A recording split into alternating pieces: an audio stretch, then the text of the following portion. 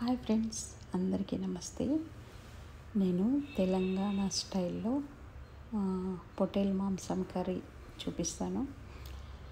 ఇది మేము కొత్తింట్లో, మా మరిది వాళ్ళ కొత్తింట్లో దావత్ అన్నమాట.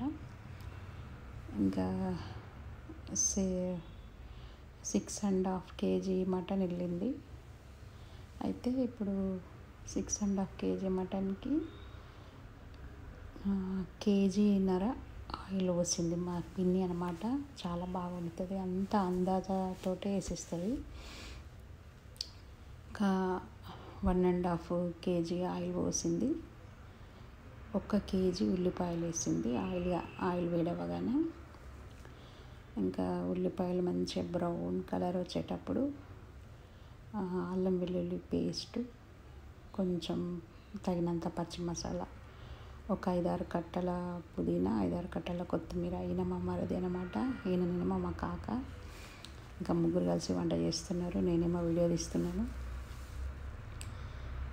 కొంచెం ఒక చిన్న గరిటెతోటి ఉప్పు కూడా వేసేసింది అనమాట.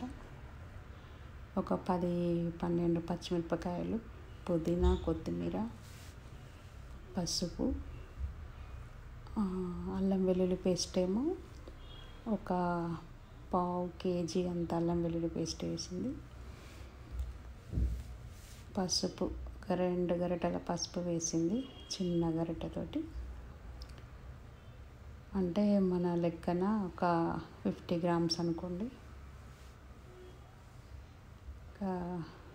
వేసేసి బాగా ఉల్లిపాయలు, పచ్చి మసాలా, అల్లం వెల్లుల్లి పేస్టు అంతా మగ్గిన తర్వాత ఈ మటన్ కడిగి వేసేస్తుంది అనమాట. ఇంకా దానికి ఉప్పు కారం అంతా ఏం పట్టిస్తలేరు, ఎందుకంటే అది ఉడకదనమాట, తొందరగా ఉడకదని. ఇట్లా ఈ స్టైల్లో చేస్తారు వాళ్ళు. ఇంకా మటన్ నీట్గా కడిగేసి అందులో డైరెక్ట్ వేసేయడమే. ఆ మటన్కు కారం వేస్తే తొందరగా ఉడకదంట, అందుకే ఈ అల్లం వెల్లుల్లి పేస్టు, కొంచెం సాజీరా కూడా వేసింది, చెప్పడం మర్చిపోయాను నేను. అల్లం వెల్లుల్లి పేస్ట్ వేసినప్పుడు సాజీరా కూడా ఒక 50 grams సాజీరా వేసేసింది. 50 grams కూడా కాదు, ఒక 25 grams అనుకుంటాను.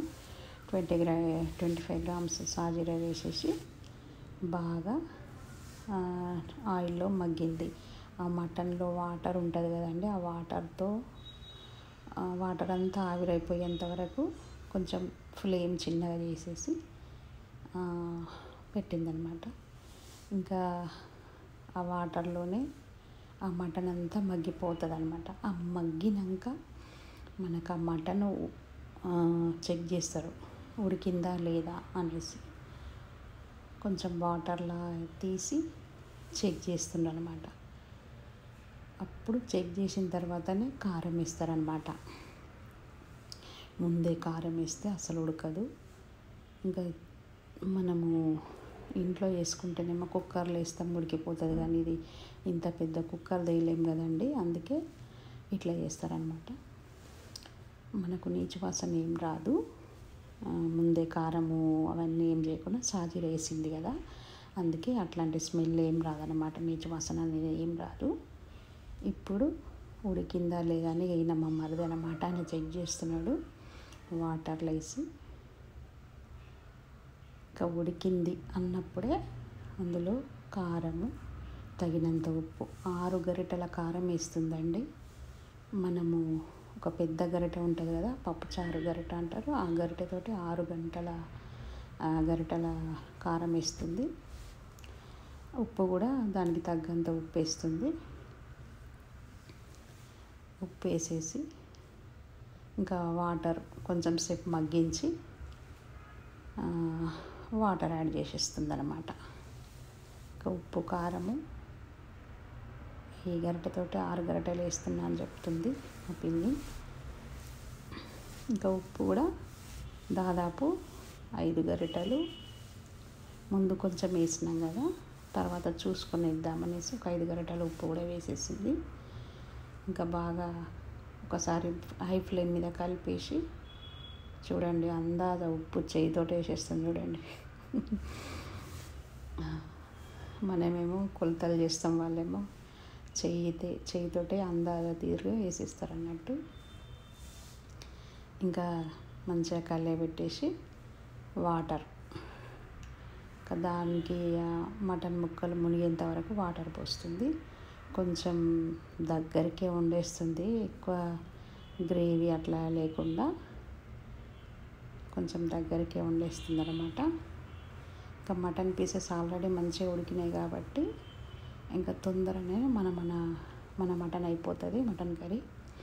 ఇంకా గరం మసాలా అయితే మనము ముందే ఒక 25 గ్రామ్స్ షాజీరా వేసాం కదా. ఇప్పుడు ఒక 50 గ్రామ్స్ షాజీరా పౌడరు, 25 గ్రామ్స్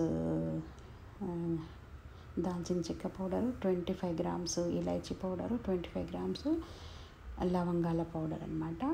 ఒక 400 గ్రామ్స్ కొబ్బరి పౌడరు. ఇవన్నీ లైట్గా వేయింపేసి గ్రైండ్ చేసుకొని పొడిగానే వేస్తుందండి. మనము ఇట్లా వెట్ మసాలా కాదనమాట, డ్రై మసాలా పౌడర్ వేసి ఫైనల్గా దొడ్డుపుతోటి ఉప్పుతోటి దిష్టి తీసేస్తుంది అనమాట. ఇదండి మన మటన్ కర్రీ. చూడండి మీకు నచ్చిందా? మీకు నచ్చితే ఒక లైక్ చేయండి, షేర్ చేయండి, సబ్స్క్రైబ్ చేయండి. బాయ్.